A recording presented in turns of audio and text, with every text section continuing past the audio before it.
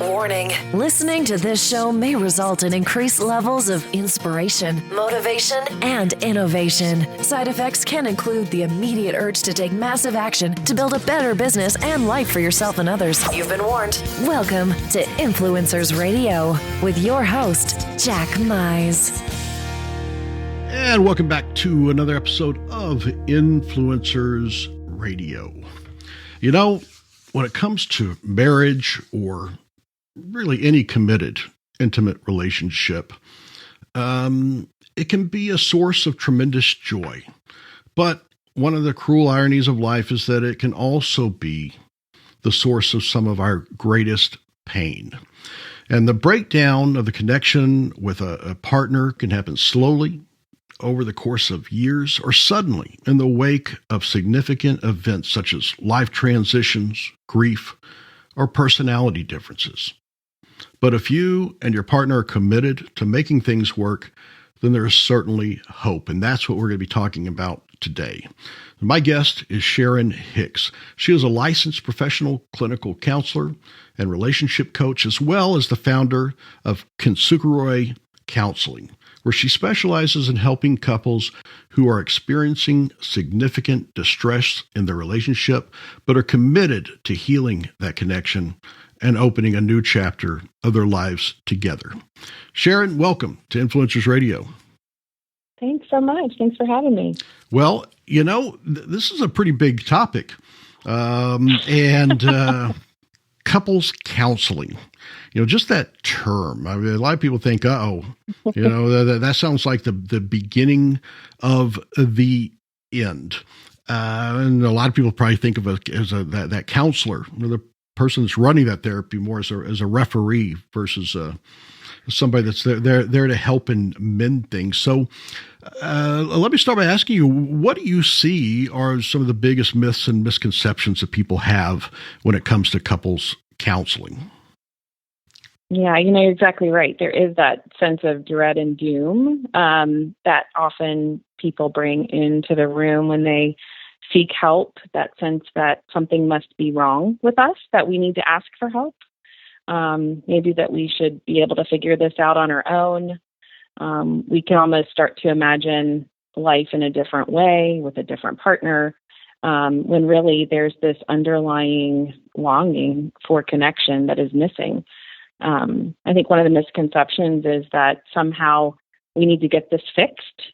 And the reality is that we take ourselves with us into every relationship, and it's less about fixing things and more about gaining an understanding of what's really going on between two people, making some sense of it to help really move on to something new that actually is more healing and connecting.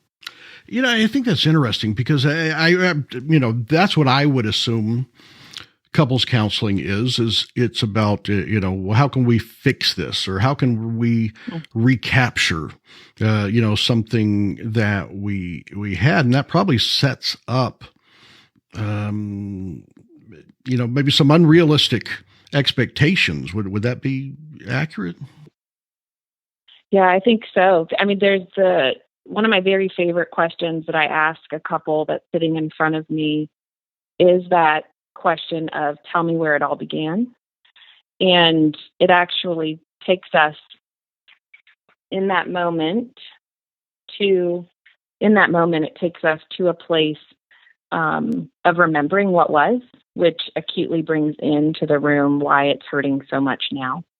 But it actually helps to bring the storyline in so that we can actually know what is at risk if we can't get this figured out. So I'm in that place with my couples, looking to say, hey, there's a really good reason why this hurts so much, and making sense of how we got here is a big part of that. Yeah, well, I guess that really takes some introspection, you know, figuring out how we got that, because I've been married almost 25 years now. And I think I learned early on, the first thing that you don't want to do when you're having a disagreement is to, well, let's establish whose fault this is. Yeah. Right? Yes. You're smart, man. Yeah. Well, I'm just barely the last few years started to realize that no, it's my fault. Let's just start with that. But do you find that is that one of the obstacles that people have to get over up front? You know, how many people come in that you can kind of sense the first thing they want to do is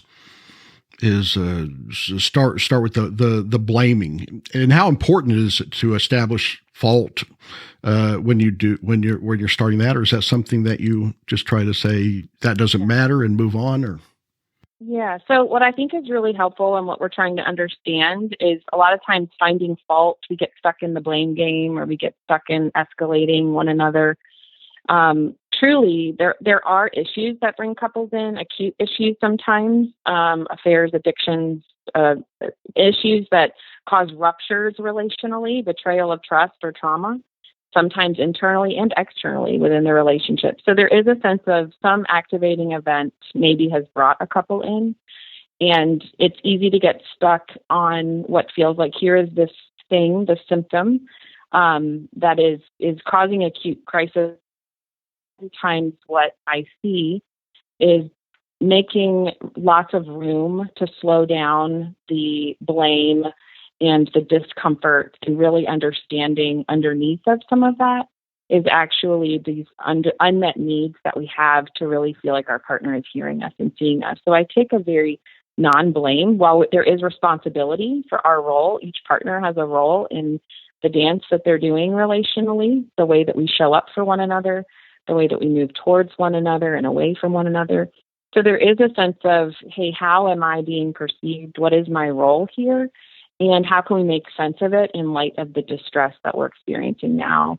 We adapt to protect ourselves when we are feeling unsafe. And a lot of times, Gottman's research showed the four, horsemen of the apocalypse: contempt, criticism, stonewalling, and defensiveness is very easily and quickly quoted within couples' work. And if we just try to avoid those things or say, stop it, we really are missing the heart of what conflict does for us, which is actually help us to identify, hey, there's actually some pain that's going on here relationally. There is a deeper sense of not feeling safe and secure and known by my partner. And we, as little kiddos, we have a need, we cry, we get that need met by a caring adult or someone who's there to nurture us. And really that same connection and attachment that we have been born with and need from cradle goes all the way cradle to grave. And what I find is that is often missed in relationship dynamics when we are focusing simply on solution-focused measures. There has to be a both and. We have to look at what's bringing us in to do the work, and we need to get underneath of some of the other core needs. So it sounds like it's kind of like when if you go to a doctor and there's a pain, there's, treating the symptom versus finding the source of the pain. Is that what you do? Is that what the goal is to establish what the source of that pain is and then work from there? That's right. So over the course of the work that I do with couples, I'm not only looking at the pain and saying this pain is real. The brain actually codes this connection in our relationships in the same pain centers as physical pain. So emotional pain and physical pain register in the brain in the same area as shown in the functional MRI scan. So it's real, it's acute. And if we simply put a Band-Aid on something that needs more of an open heart surgery to really repair, we are just going to be playing whack-a-mole with what feels like things coming out sideways in kind of confusing ways where we can become versions of ourselves that we don't really know, like, or recognize when we're in pain. So changing the conversation about what the couples are even seeing in themselves, being able to open up empathy for their own experience, as well as for their partner is part of the process. And it's really hard for us to see something from another perspective, especially if that has been the source of pain. It's hard to open up that space of care and connection. So I really provide that place of safety, a safe haven for those conversations to settle in and for honesty to kind of come into the room in a way that maybe the couple hasn't really known. We don't know what we don't know. And sometimes these activating events actually bring deeper connection in these relationships where couples are really committed to figuring it out. They just can't find their way through. Well, one of the things that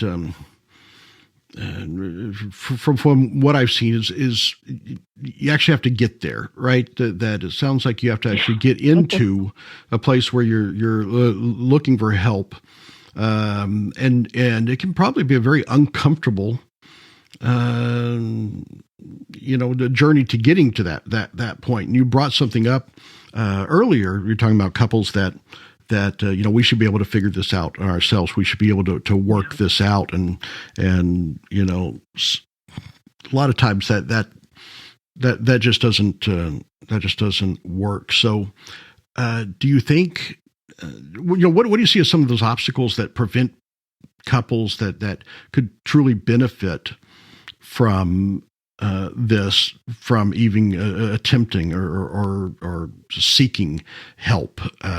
Is it that what are people going to think when we tell people we're in counseling, or they need to tell them, or what are some of those obstacles? Yeah, I think in some ways obstacles, first of all, there is that sense of pathologizing what is our human experience, where there must be something wrong with us for experiencing pain or emotion, or this feeling of I'm not able to connect with the person I care about most, when in reality, in our neurology, biology, we are wired to connect. And so it's part of the human experience. And so some of those myths are, there must be something wrong with us, or maybe we've tried this before and it didn't work.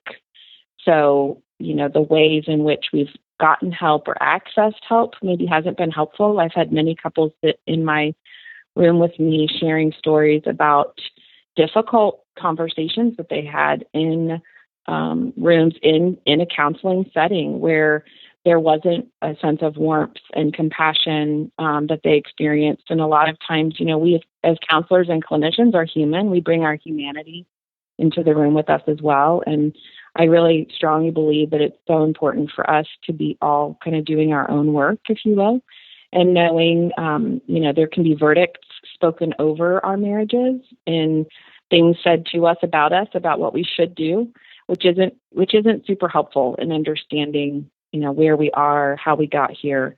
So actually repairing some of those things where maybe a counseling experience didn't go well. So hearing those stories, I make room for all of the stories to be heard and held, to really create safety. Some of the other things that couples really struggle with is, maybe knowing, hey, divorce feels like a scary thing, or we come from families of divorce. We know what it feels like to be a child of a family of divorce. And we don't want to cause more harm to our kiddos or to those in our lives. And so we'll put motive, or we'll just try to suck it up and get through it, when in reality, it actually can cause more harm for ourselves. It can cause more harm for our kiddos when we are kind of putting our nose to the grindstone trying to figure it out, because we can't know to do what we didn't get. Parents, we do in general the best we can to love our kiddos, but we can't give what we didn't receive. And so part of this changing of a conversation is about being able to provide tools and resources to help really change the conversation about how we look at conflict. Well, one thing about you, and it's one of the reasons that I was excited to have you on here, and you mentioned that couples that maybe have tried counseling before, and even though you are a licensed professional clinical counselor, you refer to yourself as a coach, a relationship coach. Can you kind of expand on what you see the differences between the counselor and what you do as a coach, as far as the expectations or the experience that people may have? Yeah, for sure. So when I'm doing my clinical work with individuals and couples, I'm looking and treating what is symptomology of mental health disorders. I have a lens for anxiety, depression. Like, what are we looking at here that may be blocking us from being able to fully be present with ourselves relationally in the world? So I have the clinical lens that I do work in my clinical practice. And in my work with couples, couples are coming in, they're wanting to do work. Sometimes maybe one partner is struggling with depression or has a lot of anxiety surrounding the relationship or has some other mental health concerns. And so there can be a lot of limitations in place with how we work with couples to just solve for the anxiety, where one partner starts to feel almost as I'm the identified problem. We're here because of me, when in reality, a symptom that one partner may be experiencing can sometimes be related to the distress that a couple may be feeling relationally. So I kind of zoom out and yes, I have a clinical lens. I'm able to look and see, hey, what is needed from that aspect. But working with couples in that coaching role, I'm able to look and see the nuance of what's going on within and between them in the dynamic of the relationship. So it actually not only helps to alleviate, and the research does show that individuals who actually are doing work in the context of the relationship, actually they do decrease anxiety. It helps with some of those symptoms of depression, but we're really looking at that relational dance between two people. I'm trained in emotionally focused therapy. I've done Gottman's training, Discernment Counseling. So I have a lot of resources that I pull in to use with my couples. Every couple's unique. Every situation is unique. So I think for me, it was really important to have both the clinical lens and also to say, hey, this is about a human relational dynamic that is about how we engage with one another in our primary love relationships, how we're communicating with our kiddos, what it looks like in our family relationships. So it's kind of a both and. When I'm in the role of relationship coach, I'm really looking at this dance between two people and how they are connecting and disconnecting and what some of those underlying needs are that they're not really able to express or have words for. They just don't have a blueprint sometimes to be able to share with their partner what is the true need, and I help to decode some of that. Well, you talked about how everyone's situation is unique and couples are unique, and I imagine that extends to what maybe they expect or anticipating when they are coming to see you. Are they looking for a mediator to help them out, or an arbitrator to actually settle their disputes, or more of a facilitator? The answer is yes. The answer is yes. Clearly defining roles is always a really good thing. I think everyone's wanting to be heard and understood and seen, to hear that my pain is valid. The role that I play, within the relational context, depending on what's bringing a couple into the room, that's all about assessment. What is actually needed here in the moment, and what is the best course of action for this couple? If it truly is, hey, we've got some clinical needs, being able to care in that clinical practice or work is going to be really important. If we are working with a couple who is really trying to figure out kind of what the future of their relationship is, they want to make it work, but they have no idea how. They've been trying for years.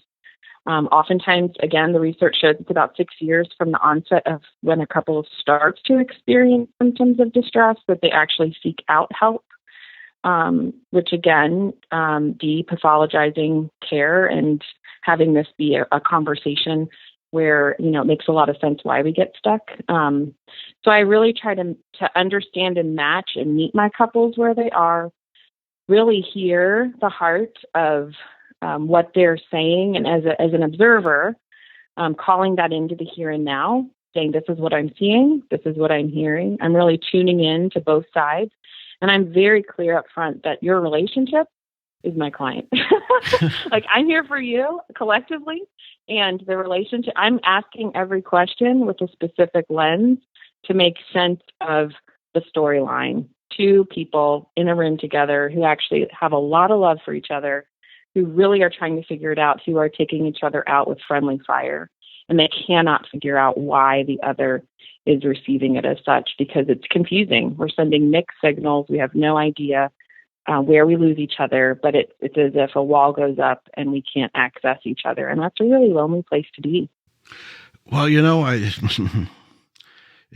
is confusing and it is complex. And I know that what may seem like a problem to one couple may not be a problem to the other. I had grandparents that, probably argued 10 hours a day, and they wouldn't have it any other way. So I guess there's how they connected. So that's what I want to get into is when you define the connections, because it may not be, if that's how they connect, that may be okay, right? Are there some things that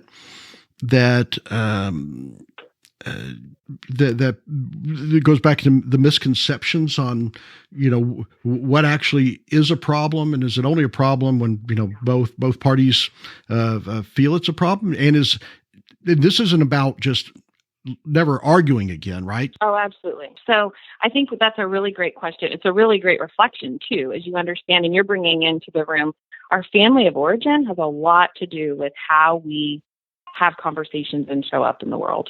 And what feels normative, right? It felt what we experience as little people and how we take in, this is how relationships work, often tends to be the way in which we interact or engage or think relationships should work. Or we can pendularize and feel, hey, that didn't feel safe for me.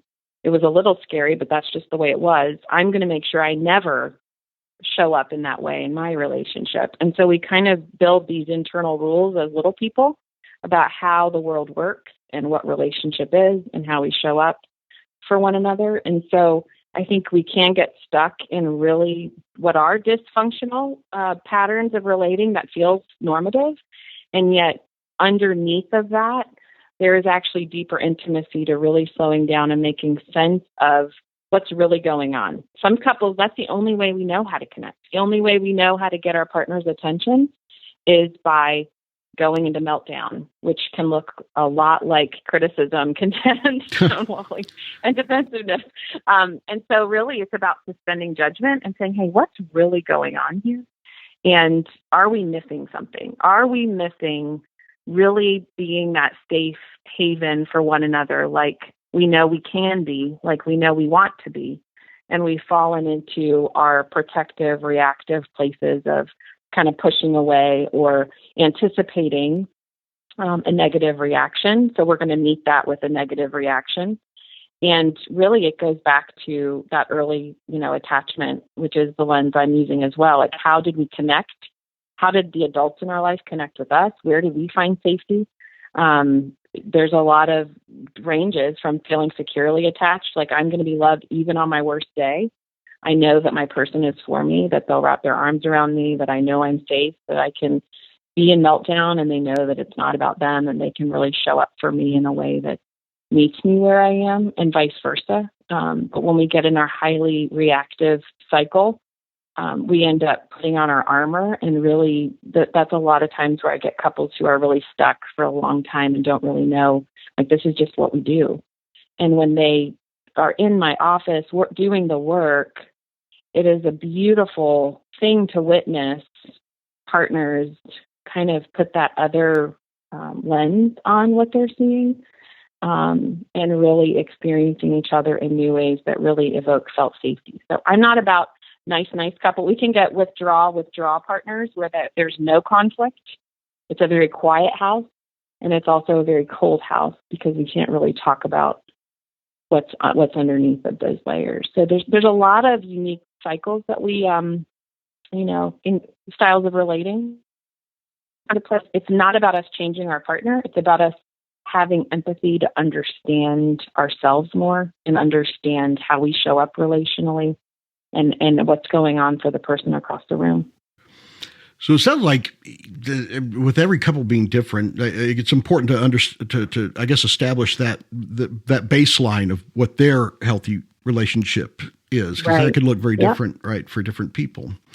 Yeah, we're all coming from different storylines, starting with our families of origin and our families of origin. And so there are patterns of relating, some of those born from trauma, which I think is also important to bring into the room, that there's harm that's been done relationally that we can't see. Like we break a bone, we can see, oh, there's a broken bone that needs to be set and repaired.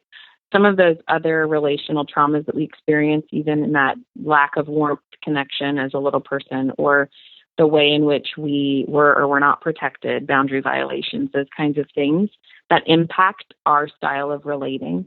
And I think some couples minimize the impact of those early developmental years and don't really see a link to, oh, this is actually, where did I go for comfort when I was young? Oh, I was by myself. I didn't have someone I could talk to or cry with. I had to figure out what to do with all that emotion on my own. And so I'll have someone who, that was the day I decided I was never going to cry again. Or that was the day that, we end up telling ourselves things about ourselves and about our emotional experience because we don't have someone mirroring for us how to express and what those feelings really are. When in reality, it's all data, right? Emotions, we can't turn one off without kind of numbing them all out. So being able to be comfortable with what's going on in the room, knowing that we each do have a different blueprint. Our neurology is different. We've got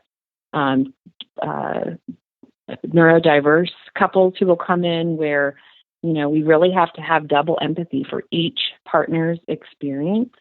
But the core need within that space is, are we seen? Are we known? Do we feel love? What does it look like for us to really connect at a deeper level so that we can increase that felt safety between two people, it's tricky because felt safety can't be demanded or prescribed. It's experienced. And that's what I provide in my room. Oftentimes I'm walking my couples through a process, but then we're able to look back and they're like, oh my gosh, this feels so different. But if we were able to just know the thing and do the thing, I would be out of work. So it's actually an experience that is felt and settled into as you increase that felt safety for the two partners. I mentioned at the top of the show about how a breakdown in the connection with a partner, how it can happen slowly, over the course of years. And I think there's some people that, after they've been married for several years, may just one day look over at their partner and think, who is this person that I'm living with? And then also that there's breakdowns that occur suddenly. And you mentioned about the trauma, but we're talking about, also those life transitions. And I imagine that can be job losses or moving or grief, maybe, deaths or other kind of things. Can you expand on those, what kind of falls into those categories and how those can be recognized and how you deal with those? Yeah, for sure. Yes. So there are the categories, in the couples counseling world, we talk about affairs, addictions, abuse, like the three big A's, which really is, what lens are we needing to have? If we have an active addiction, substance abuse, drug abuse, any of those types of things, addictions that are impacting the relationship, where there's that kind of I conceptualize that in a way that looks like, hey, there's this behavior that is serving a purpose, a function, or it's just the way that we've adapted to show up in the world that is needing care. It's impacting our relationship. Being able to properly address that in a way that says, hey, there's this thing that really we need to make sure we have the right support around so that we're not causing more harm in the context of doing couples work. So properly assessing what that could look like is really important. I think being able to have the right care for each person individually, whether that be their own clinical work that they're doing with an individual counselor. For couples who have experienced transition and are, I think I have couples sometimes who slowly over the course of time do just stop reaching for each other, because there have been lots of missed bids for connection, where maybe the one really feels that they've been overly anxiously attached and trying to figure out that they need that constant affirmation of the other leaning in and offering that affirmation. And that can be exhausting for a partner who says, I can't meet all those needs. And so then the other partner shuts down. My highly anxious partner feels like they're being shut out. And so there can be a turning away from the relationship, a turning away to other things. So I think that it's just really helpful to look at it for what it is. Like, hey, how are we moving towards and away from one another, using this attachment language, which I know may sound a little bit foreign, but it really is answering those core questions of, do you see me? Do I matter? Are you there? That we're looking from the very beginning of life. And even in our relationships now with our kids, those are the same things. They want to know, are we attuned, responsive, and engaged with one another? And that's early in our relationships, we're very accessible, responsive, and engaged. We're investing, we're present, we're doing all the things. And those are the things that waste away over the course of years that couples can lose each other. Job changes, kids come into the picture. My husband traveled 1 year more days away than he was home. Those were hard years in our marriage with little people. And so figuring out how do we stay connected, knowing that there are these things that happen within the course of a relationship that change us. Our relationship is different at year 23 than it was at year 1, 5, 7. So I think honoring that space is really important.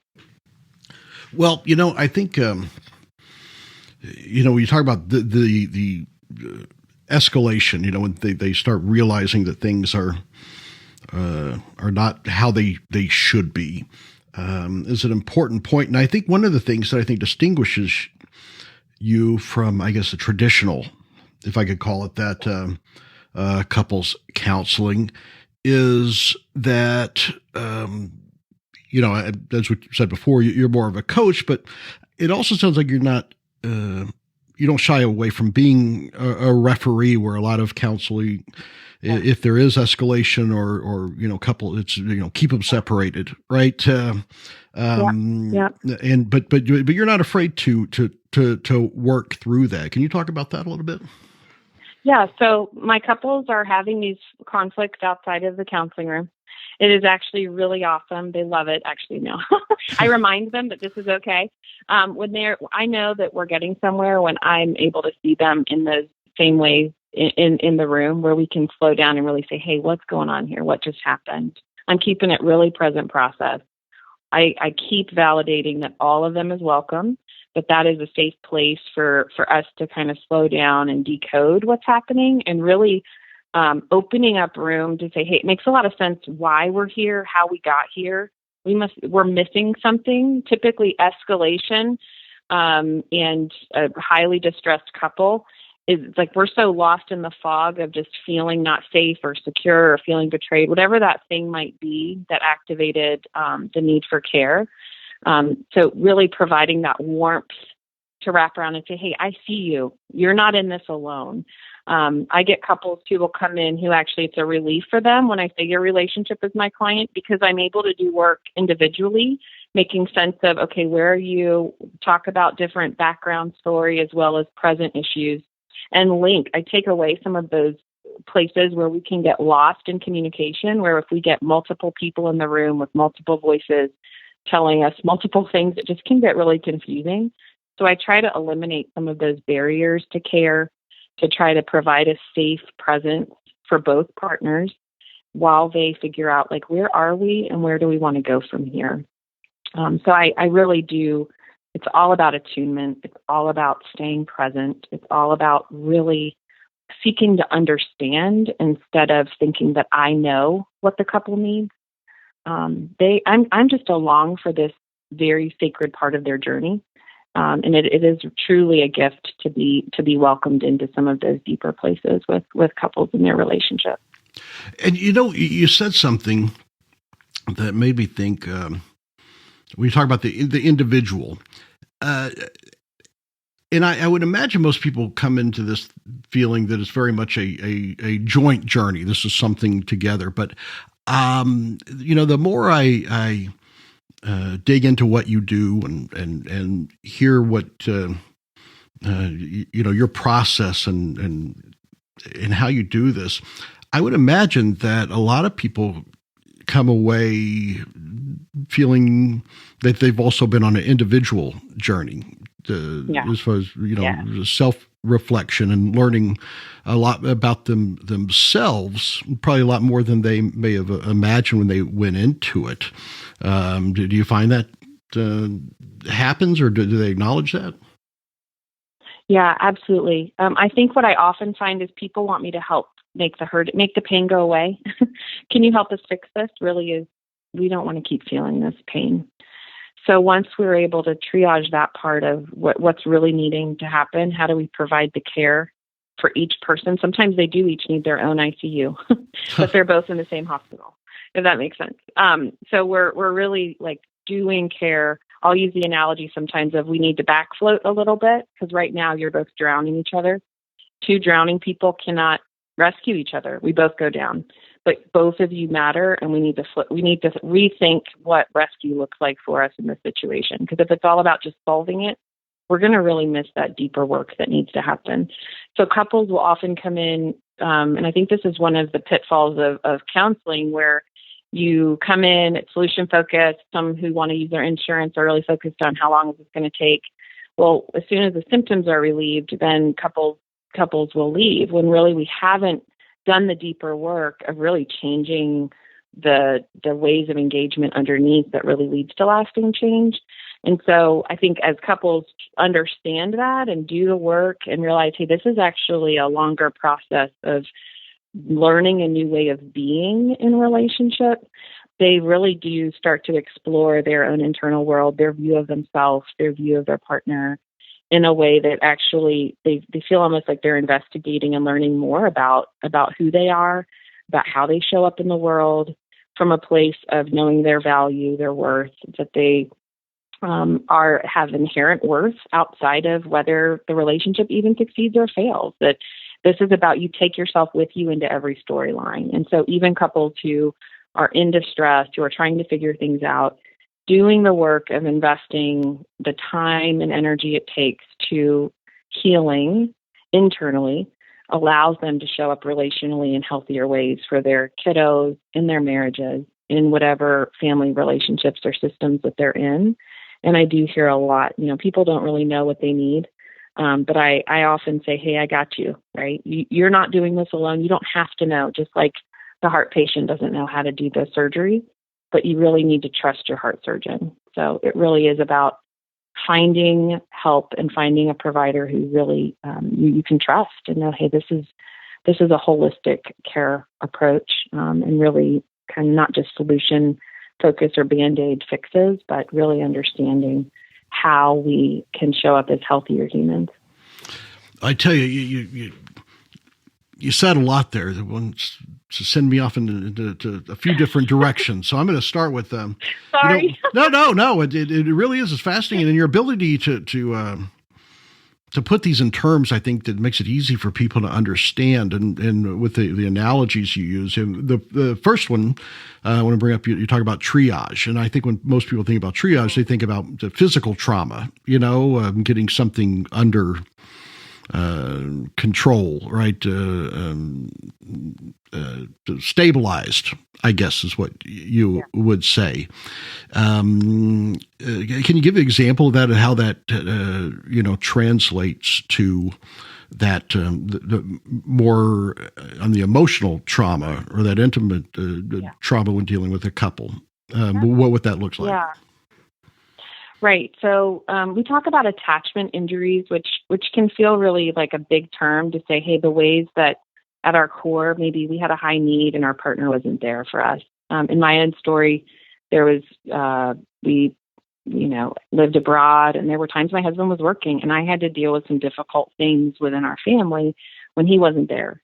And so really what the triage care looks like, kind of like a hurricane that hits. We can't control life as it hits us, but we also need the right people to show up to walk us through it as it's happening in real time to mitigate the damage. It's not necessarily the trauma itself that causes long-term harm, but it's the way in which we are able to process and share our story, have a safe place for that to be heard. And really that a couple who, even when a partner is the one that causes the harm, that they could be the one who also could provide healing for their person. Often one of the really difficult places where couples get stuck is not getting the right help soon enough, where, maybe there is an affair, or there is something else that came up, and a partner comes in and confesses and, apologizes. And there's this false sense of, well, I should be okay now. But there's a betrayal of trust. There's a loss of something that is precious. How do we rebuild something that we can't really see, but we experience? And having someone like me who comes in to actually see what needs to be repaired, and those conversations that need to happen to increase that felt safety and build that trusting connection again, is what's necessary in that triage care. So that's a huge first stage of treatment, and one of the gifts that I absolutely, people run out of burning houses, I run right into them. And, it is definitely, wanting to make sure that no one's left behind. Each person is hurting, and me being able to provide boots on the ground care in those situations is really one of my passions. Well, yeah. And I think just, probably half of just getting that, that stabilization is having someone that can come on with objective eyes, right? To look at that. So the other thing that you mentioned that I want to go into is you talk about how couples, they when they go to counseling, a lot of times, when the symptoms, okay. I think of it in the medical world, there's a pill for that, right? And that once the symptoms go away, they stop, but really the underlying problem is still there. I think about like antibiotics. They always tell you, hey, look, no, you may feel better in a couple of days, but you really need to finish the full course of this antibiotics to make it work. Can you go into that, because you talk about with the insurance and how long does this take and all that? Mm-hmm. Is there a timeline that you can give, or is it different for each person, or what can someone reasonably expect to spend to really truly heal this and not just get rid of the symptoms? Oh, that's great. That is such a great question. So the research shows with the emotion-focused therapy, there is a protocol. There is an evidence-based protocol. And evidence-based treatment just means, hey, this is reproducible. Research shows over the course of time, it helps couples heal. It's not just me giving you my idea of this is what worked for me, but that there's actually evidence to support that change happens. And within that model, depending on the area that is being addressed, for highly acute couples, obviously the treatment time is longer. But couples are able to experience some relief and care within 12 to 16 weeks, typically, of regularly scheduled traditional couples counseling. And really, there's 3 stages to that. It's de-escalation, which is kind of that triage. Where are we? How do we get here? Let's identify what behaviors we're doing within our relationship that are really missing each other. And then the underlying work of seeing how do we view ourselves and view our partner, how are we moving towards and away, and what are some of those deeper needs that are being missed that we maybe have been absent to. And once we go through that stage 1 and 2, stage 3 is actually that consolidation stage of, okay, now that we know what we know, how are we going to solve the problems that we still have, right? 69% of problems in relationships are unresolvable problems. So it's not about fixing all the things and solving the things, but changing the way that we communicate about the things. And so really having that support of felt safety, attachment, like we are for each other. We know and understand kind of where we've been. We know where we are and where we're wanting to go. So course of treatment really, when you think about weekly care, it's difficult to take time away, to go into an hour, to get into these deeper conversations, to kind of come out. And I think that's one of the pitfalls I've seen in couples therapy is I've as I've done my work and my practice. And couples can feel frustrated. Like, you bring us in just to rip these Band-Aids off that we've worked really hard to cover up, and we've really only had about 15 minutes to stay in that deeper water.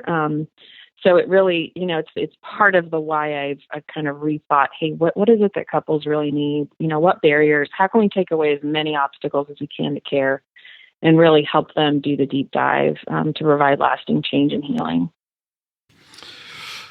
Well, it really is giving hope to a lot of folks that think that, they want this to work, but they just don't know how it is. And you talk about, the trust issues that, some people feel that they can never get past. So, there's something that's been on my mind since we started talking about this, and it's probably that uncomfortable question that, but I know it's on people's mind, and that is, if we stick to the medical analogies, is there ever a time when the prescription is, you know what, maybe you don't belong together?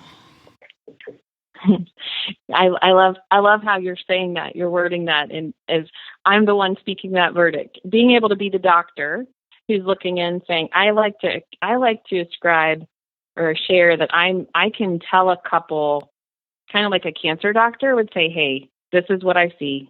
This is what I hear. This is what course of treatment would look like from my lens. And it is always, in my mind, the couple's right, their choice, their autonomy to make that decision for themselves based upon what information they have. I'm holding up a mirror for them to rightly see themselves, rightly see their partner, be able to say, hey, this is where you're getting stuck.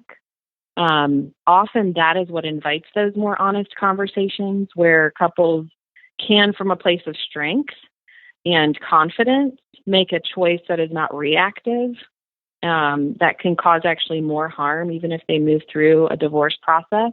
But actually, I've stood at what is the obituary of a marriage in a beautiful way with couples who do have that love for one another, have done all the things, and both with honoring, love, care, and respect have said, hey, we are at this place where we're not going to keep doing this, and we're for each other, and this is what the decision is that we're making for ourselves and for our family, and honoring that choice for them without me being the one to speak.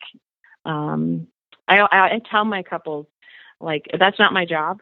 My job isn't to tell you, but it is my job to look in and say, hey, this is where you're hurting. You can choose to take the treatment as per recommended. You can get a second opinion. You can do the thing, but really to provide a dialogue as to why, because really our brains and bodies want to know why, what happened. We hang on to the what happened and how do I make sure that never happens again. That fear takes over. And so when we're able to identify, oh yeah, it makes a lot of sense why we're here and we don't want to keep doing this. Even couples who move forward with divorce, separation can really effectively do this work, really honoring the years that they've given one another and kind of having a new story for, where and how they receive that care. So it sounds like even if that is the conclusion that comes out of this, then that going their separate ways sounds like it can happen far more amicably than amicably. Absolutely, because there's usually a lot of love. That's the thing. There has been a lot of love. Their story is what brought them together, and there's a lot of pain. And so making room for that to heal. You end up, whether there's kids involved or family, I mean, you take yourself with you into every relationship. So even in some of those endings, there is an honoring of this is the story that we had. This is the chapter that we've had. Couples who've been married for 53 years who come through and do this work, maybe had 50 years of marriage that looked a certain way. And it's never too late to learn a new dance, a new way of being. I lead couples retreat, and I had a couple come through, and it was precious in the context of a group, right? It's very safe. I make it very safe container for couples to see, hey, this isn't just us. It's the way that we've been looking at one another, misinterpreting those bids for connection, missing those cues, that we actually can change the lens on how we're seeing one another and provide a whole different dance, even in what is kind of the last curtain call for some couples. I think that's one of the most precious gifts that I get to have a window into, is seeing the significance of this work. It's never too late to learn a new dance. And it provides a lot of healing for those families as well. Yeah, I just can't imagine that 53 years, I know. waking up and thinking, yeah, what the hell was I thinking? I mean, it's well, and there's a lot of fear because we can't go back and change where we've been. There's a lot of pain. And I think that's one of the fear, like we can't fix it. We can't go back and do things differently. What we can do is provide emotionally corrective experiences, which is another really big word, which just means we can hold space for each other in a way that says, I see you. It makes sense why we're here. It did hurt that much. This is how we've harmed one another, and we don't want to keep doing this. We're here now. We want to choose a different way of engaging. We want to choose a different way of being present for each other. And I think what's really precious in those storylines is that we are changing the way that we kind of view conflict and view connection. And it really, all of you is welcome in making sense of the story. But we also have to put the oxygen on our own face and mouth, and understanding how we show up in the world relationally, in our businesses, in our workplaces. I've had couples who've come through who are like, I'm using all of this with my team and it's revolution. I say, my counselor says this. Like, keep it anonymous. That's not my job. But I think what's exciting is that once people start doing the work, it's like, oh, wait a second. This doesn't feel at all like what I thought it was going to feel like. I actually am healthier. I'm more whole, even though I'm having to look at myself in a more honest way. We feel more free to be able to be the person that we're made to be. We can actually bring healing in relationships, but just by being honest in our vulnerability, without feeling like we need to hide or like there's something wrong with us, that we're needing that support. It's a really beautiful thing. It's a ripple effect. I always say healing flows up and down generations, but it has to start with us. We can choose to do the work of leaning in and making sense of some of those things, and it really can bring deep healing. Wow, that's really remarkable stuff. I have to ask one more question that I think is on the minds of a lot of people. My wife wants to leave. My husband wants to leave. If I can drag him in there kicking and screaming, can you fix this? Is this something that both sides of this need to want to make this work before they can start? Yeah. So in my work with Discernment Counseling, we typically, I'll ask the question, do you want to figure this out? Like, some couples are like, even if this 5%, like, in that off chance, I can't even imagine a scenario in which we could fix this, but if we could, I would want to try to figure this out. That even that small little sense of, hey, what happened to us? Like, how can we move into a space of really understanding ourselves and our story with compassion? I have worked with couples in that scenario where, again, even someone who might write them off, or another counselor who would kind of speak the verdict over them that says there's no way that this is going to change, right? I'm not that powerful. I'm not that all-knowing to be able to offer that, because change comes in small ways, and there's a lot of good reasons why people do the things that they do, and a lot of it is them making sense of their own selves in the story. When I get couples who are even in that place of, I don't know that there's a path forward, this feels pretty helpless, having a conversation to really say, hey, I see you here. It makes sense why you're here. What's at risk if we don't figure this out? And even if we are moving into what is an ending, settling into what is often can bring about a whole bunch of new possibilities, because one person making a new move changes the whole move of the dance. So it's really about taking personal ownership, responsibility for the breakdown in the relationship, knowing that there are two of us. It does take two to tango. And that we co-create these cycles, and we also can co-create, healing connection. I tell you, Sharon, you just do remarkable work, and you have such a remarkable insight to this, and you can certainly hear your passion around this. So I have to ask, what is it that fueled that passion? What is it that led you to doing what you're doing and helping these people that you're helping? Yeah. Well, I'm the middle of 7 kids. I always say I was born into chaos, the middle of 7. And I think watching and learning about how I've always been fascinated with relationships and our human, the way that we engage in the world. And I think going through having lived abroad, having a bunch of different roles in my own story and with my own kiddos, having to do some of my own work, invited into, hey, there's nothing wrong with us for seeking out care and help. I've had a lot of really safe, trusted guides who've walked with me, my family, others through some difficult things in our story. And I think leading with that vulnerability and the sense of, hey, you're not alone here. This isn't about arriving at a destination where you're all of a sudden going to be superhuman and not needing care. To be human is to need, and making that safe container for people to do the work, I think is really significant. I think in my story, I often had people say, hey, you should go talk to Sharon. This was before I became a counselor. And I think a lot of that was just the vulnerability, not being afraid to be seen, to be able to say, hey, this is hard, but we don't have to do it alone. So I have a passion for that, doing a lot of intensives. When we lived abroad, we as a family did a lot of intensive work together, just in training and knowing what it looks like to live overseas. And I loved that. It brought our family together, brought us closer together. And I think here it's easy for each of us to be kind of stuck in our own lane, that we miss those opportunities to really see and hear each other. So I really like to create those intentional spaces for couples to have pull them out of their worlds to really be and experience each other in new ways, and see what comes from that, what beauty and new learning can be there. Well, yeah, and I think that's the one thing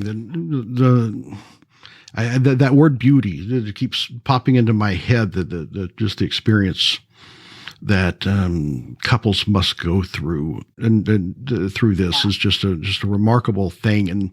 And I know I've kept you on here, but it's just I could probably talk to you another 3 hours. But what I'd like to find out, you talked about the intensive and you retreats and things like that. Would you mind stick around just a moment and kind of give an overview of what those different ways that you work with people are? No, absolutely. Sure. Is a couples retreat that I run. Just actually had 18 couples that ran through it. And that's an opportunity for couples to kind of jump in, do some really good, amazing work. It is deep work, but I often get couples that say, hey, this is the emotional exercise that we needed. We're exhausted, and it has been life-changing. So it is a great opportunity. It's a weekend thing that couples can do. I also run intensives. I work with couples in coaching as well, saying, hey, we're going to walk through a process, but you're not going to do it alone. So I just feel really honored in that space to be able to provide care. And through that, some of these groups have formed because the need is just there. Working with individuals, I'm actually launching a group tonight. I'm running 10, I think this will be my 10th cohort, through individuals who are like, I want to be healthier. I want to show up healthier for myself and for my spouse, and my partner's maybe not ready to do couples work. But I've had huge success in just creating a community of support for people to really feel that they're seen and heard, and that they're able to kind of do some of that internal work to be able to be healthier in wherever the relationships are that they find themselves. Well, I have to thank you for coming on and sharing this information. I mean, you've really just given so much, I guess, food for thought for a lot of people that are experiencing these types of issues in their relationship. And yeah. Really every question I've asked you, the answer could have easily been, well, it depends. But you're just so good at explaining this in a way that I think people can really connect to. So thank you so much for coming on and sharing that. Absolutely. So how can people find out more about Sharon Hicks and how to get involved if they do find themselves in this situation? Sure. You can find me online, SharonHicks.net, and Instagram, I'm at Sharon Hicks Relationship Coach, and Facebook, I have Sharon Hicks page. But my practice is Kintsukuroi Counseling, which is hard to spell, but it resembles the art of what I do, in that craftsman artisanship of healing broken things. Nothing is wasted. There's beauty to be found even in what feels like the shatter. So, I'd love to be a resource, love to provide support for community and for those who are needing it. So thanks so much for having me on. Well, thank you. You make a tremendous difference in a lot of people's lives.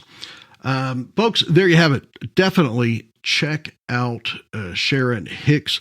We'll have the links right there on the show post so that you can connect with Sharon at the website and on the social media.